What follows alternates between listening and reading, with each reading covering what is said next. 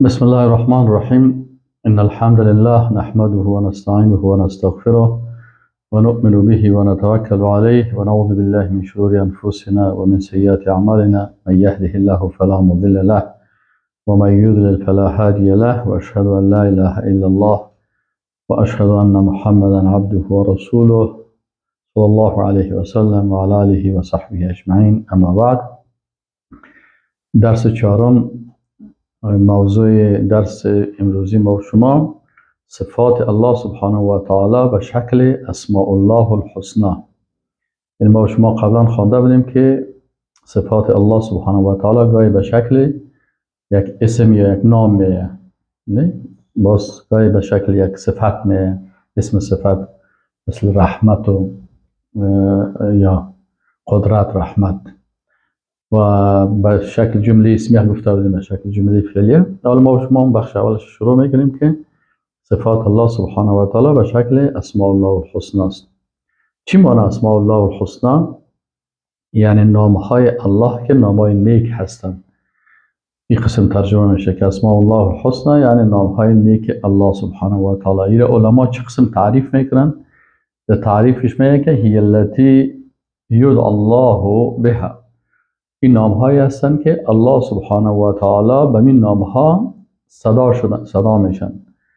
یعنی نامهای الله هست که وقتی کسی الله را خطاب میکنه با امین نامها الله را خطاب میکنه، و از الله سبحانه و تعالی توسط از این نامها طلب میشه، دعا میشه، توسل میشه.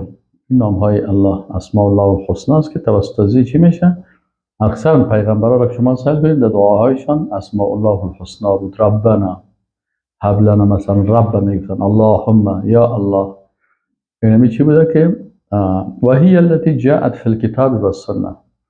دیگه چی است؟ میگه اسماء الله الحسنى این نامهایی هستند که در کتاب و سنت ذکر شده باشه. بنابراین اگر در قرآن ثابت نباشه و در سنت ثابت نباشه و باز اسماء الله الحسنى گفته نمیشه. و هی التي تقتضی المدح و الثناء بنفسها. و دیگه این بنفسها، و دیگه این نامهایی هستند که تقاضای چی را میکنن؟ تقاضای مدح و ثنا را میکنن به نفسها، خودشون. یعنی هر نام مدح الله و صفت الله سبحانه و تعالی و ثنا و الله سبحانه و تعالی هست. نامهای الله سبحانه و تعالی را اسماء الحسنى میگن و همچنان اسماء الصفات میگن. اسماء و صفات به خاطر ازی میگن که هر اسم الله سبحانه و تعالی امو صفت هم داره.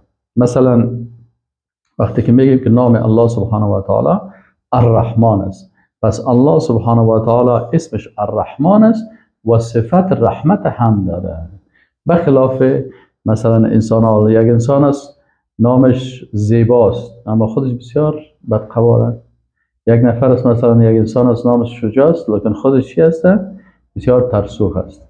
نامهای انسان ها که است اسماء و صفات نیست، اما نامهای الله سبحانه و تعالی اسماء و صفات هست. خب ثبوت از این که مثلا وقتی ما شما میگیم که اسماء الله الحسنى گفتین، شما این کلمه اسماء الله الحسنى را از کجا پیدا کردین؟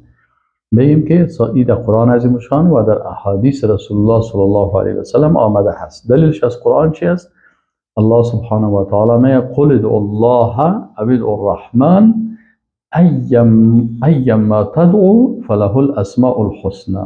اینه میگه الله سبحانه و تعالی طلب کنین به نام الله یا به نام الرحمن، به هر کدام که شما طلب کنین دعا بکنین فله الاسماء الحسنى. یعنی کلمه الاسماء الحسنى این در قرآن عظیم شان آمده در سوره اسراء آیت 110. در احادیث چه قسم آمده؟ امام احمد ابن حنبل رحمه الله روایت میکنند عن عبدالله قال قال رسول الله صلی الله علیه و سلم. یک صحابی مبارک است عبدالله نام داشت. چند صحابی عبدالله نام داشتن، عبدالله ابن عباس، عبدالله ابن مسعود. دیگه اینی صحابی دیگه من نمیفهم که کدامش است.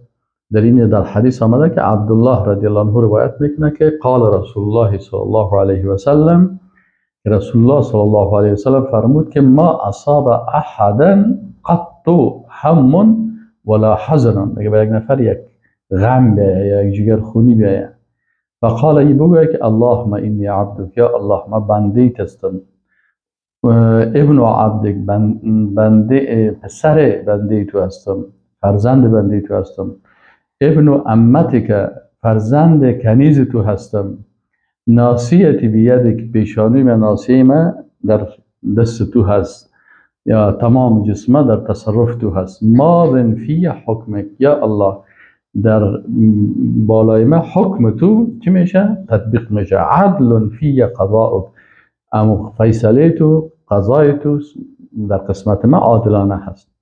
اسألک بكل اسم هو لک، این تو را سوال میکنم به هر نامی که او بر تو است. ببینید رسول الله صلی الله علیه و سلم در دعای خود بر چی توسل کرده؟ به نام های الله. اسألک بكل اسم هو لک، من تو را سوال میکنم به تمام نام هایی که بر تو هست. سمیت به نفسک، که تو یا الله ذاتت به این نام ها چی کردی؟ مسما کردی. او علمته احد من خلقک، یا تعلیم دادی به یکی از مخلوقاتت. بعضی از نامای الله هست که الله او رو بر یکی از مخلوقاتش مثلا او رو بیان کرده، به ملائکه، به دیگه پیغمبرا. او خب او علمته احد من خلقک، او انزلته فی کتابک، یا نازلش کردی در کتابت. بعضی نامای الله هست که در کتابش قرآن عظیم الشان موجود است، توسط وحی به رسول الله صلی الله علیه و بیان شده. او استأثرت به فی علم الغیب عندك، یا به اون نامهایی که تو را حفظ کردی در علم غیب خودت به هیچ کس نگفتی. این حالی این قسم که میگه، باز چه قسم دعا میکنه؟ ان تجعل القرآن ربیع قلبی و نور صدری و جلاء حزنی و ذهاب همي. میگه رسول الله هم گفت که بازی قسمی میگه، گفت باز چی میگه؟ ان تجعل القرآن، که یا الله قرآن از مشانه بگردانی ربیع قلبی، یعنی امو موضوعی که ربیع قلبی یعنی سیراب کننده قلب من، مثل که از چشمه آب میخوری قلب انسان چی میشه؟ میری انسان قلب من را تو سیراب کن. و امی چیز قرآن عظیم شان نور صدری، نور سینه ما بگردان، و جلاء حزنی، و ایره دور کننده جگرخوری های ما، و ذهاب همی، و برنده تمامی تشویش. یعنی الله قرآن عظیم شان این رسول هم داخل شد، گفت هر کس همین قسم دعا بکنه الا اذهب الله همه و حزنه، مگر این که الله سبحانه و تعالی هم امو جگرخونی و حزن و تشویش کلش چی میکنه؟ الله از بین میبره. و ابدله مکانه فرحا، این در بیرز ازی چی میکنه؟ بجای از او خوشی برش میکنه. مثلا شما را کسی پرسان میکنه، فقیل یا رسول الله، صحابی میگه، من یک صحابی دیگه پرسان کرد که رسول الله صلی الله علیه و سلم الا نتعلمها، آیا ما بیره حفظ نکنیم، یاد نگیریم؟ فقال، میگه گفت رسول الله صلی الله علیه و سلم بلا بله یاد بگیریم. ینبغی لمن سمعها ان یتعلمها، مناسب است برای هر کسی که میشنوه اینا حفظ بکنه، یاد بگیره و در دعا بکنه. مثلا شما را کسی پرسان میکنه که در وقت غم، در وقت جگرخونی ما چی کنیم؟ این میگیم که وقتی بر غم رسید، جگرخونی رسید، امیر بخوان ان شاء الله تعالی ام غم تو را، ام جگرخونی تو را ان شاء الله از سیاسی. در حقیقت یک تابلت روانی هست برای در روانشناسی قرآن و حدیث که مثلا انسان از غم ها و تشویشات خلاص میکنه. دیگه موضوعی که هستی چی است؟ حکم شناختن و معرفت اسماء الله الحسنا. حال امی یاد گرفتن و شناختن اسماء الله الحسنا حکمش چی است؟ این ما چرا یاد بگیریم؟ یک کس شما رو پرسان میکنه، میگه چه قسم یاد بگیریم، چرا یاد بگیریم؟ یا خودتان براتون سوال پیدا میشه. اول این هست که شناخت اسماء الله الحسنا که است، این چی است؟ بالای هر مسلمان فرض عین است، سر هر مسلمان فرض عین است. چرا؟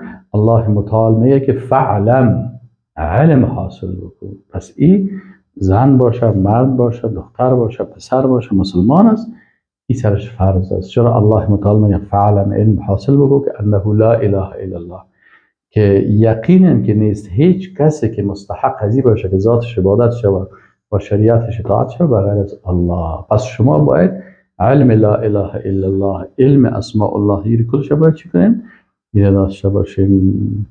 اینا بعضی از علما چی میگن؟ میگن اول فرض فرضه الله تعالی علی خلقه معرفته. اولین فرضی که الله فرض کرده بالای بنده هایش چی کدام فرض است؟ شناخت الله، معرفت الله. چرا اگر کسی الله را نشناسه باز درست عبادت نمیکنه، درست اطاعت نمیکنه. فاذا عرفه الناس عبدوه. یا عالم میگه اگر مردم الله را بشناسن عبدوه، باز الله را خوب عبادت میکنن. قال الله تعالى فاعلم أنه لا إله إلا الله فينبغي للمسلمين أن يعرفوا أسماء الله وتفسيرها. میگه پس شایسته هست برای مسلمان ها که چی کنن؟ ان یعرفوا اسماء الله، که اینا بشناسن نام های الله را، معرفت حاصل بکنن به نام های الله. و تفسیرها، وقتی که نامای الله را فهمیدی تنها نام را تو ظاهرا یاد بگیری، میگه نه و تفسیرها، معنا و تفسیر شکی نام چی معنا میده و این ما چه قسم در زندگی خود تطبیق بکنیم.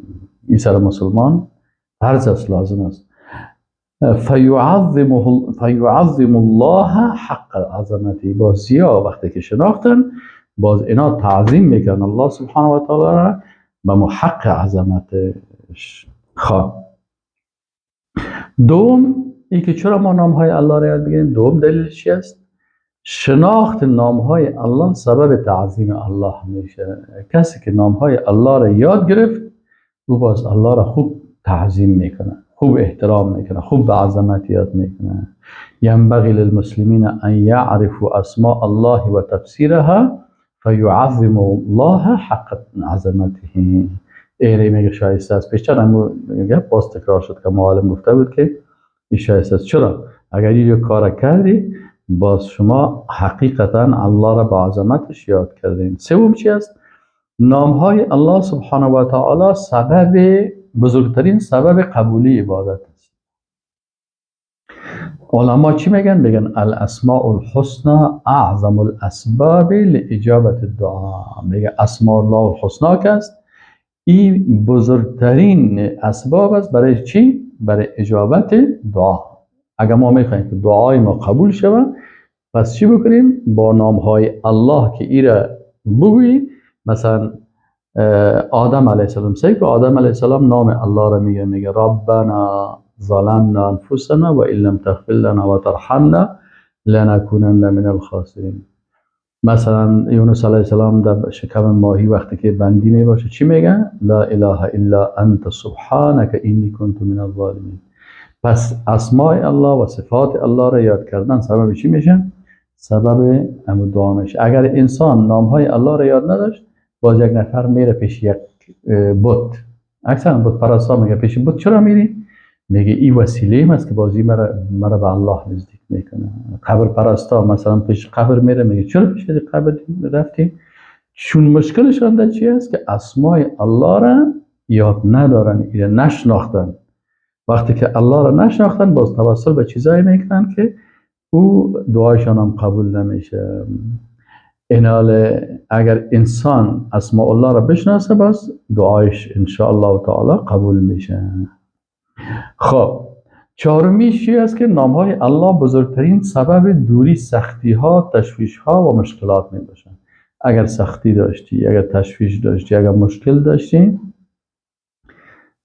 سیکو اینجا یک عالم چی میگه؟ میگه دعا الله بی اسماء الحسنى اعظم اسباب تفریج الکروب و زوال الهموم. میگه دعا با نام های الله سبحانه و تعالی بزرگترین سبب برای چی است؟ برای دور ساختن سختی ها و از بین رفتن تشویش ها است. وقتی که نام های الله را بفهمی که الله رحمان است، الله رحیم است، الله غفور است، الله مثلا برای ما این قسم نعمت ها را میده، به این اساس انسان مسلمان چی میکنه؟ انسان مسلمان به این اساس دیگه تمام سختی ها و مشکلاتش ختم میشن. پنجمیش چی است که شناخت نام های الله سبب زیادت ایمان میشه. یکی از علما چی میگن؟ میگه این معرفت الله سبحانه و تعالی باسمائه الحسنى مما یزید الایمان. میگه وقتی که نامهای الله را شناختی، معنایش شناختی، ایمان را قوی میسازه، زیاد میسازه. ایمان انسان چی است؟ وقتی گناه میکنه، اعمال چی میکنه، ایمان انسان ضعیف میشه. باز به اندک به اندک تبلیغ یک کافری کافر میشه. بسیاری کساس الله را درست نمیشناسن. وقتی که الله را درست نشناخت، وقتی کوره مثلا مطابق ذهن خود درباره الله فکر میکنه، وقتی که یک کافر برش میگه که نه این قسم نیست این قسم است، فورا انسان کافر میشه. اما انسانی که الله را شناخت، این چی میشه؟ سبب تقویت ایمانش میشه. ان الایمان باسماء الله الحسنى و معرفتها. میگه ایمان به نامهای الله و معرفت این نامهای الله یتضمن انواع التوحید الثلاثه. میگه شامل اقسام توحید است. توحید الربوبیه، در این نامها توحید ربوبیت است، الحمدلله رب العالمین. و توحید الالوهیه، لا اله الا الله و الهکم اله واحد.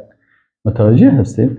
توحید الوهیت و توحید الاسماء و صفات و توحید نامها و صفات. و هذه الانواع هي روح الایمان. اینمی انواع توحید میگه روح ایمان هست. و روح چی است؟ و روح ایمان شد و روح توحید است. و اصله و غایته، اصل و غایت و هدف اسلام اینمی هست. فكلما ازداد العبد معرفة باسماء الله و صفاته ازداد ایمانه و قوی یقینه. میگه هر قدر که انسان نامهای الله را خوب بشناسه، خوب معرفت حاصل بکنه، به مو اندازه چی میشه؟ ایمانش زیاد میشه و یقینش قوی میشه. این چی هست؟ این هست. این است منفعت شناخت نامها و صفات الله سبحانه و تعالی. والسلام علیکم و رحمت الله و برکاته.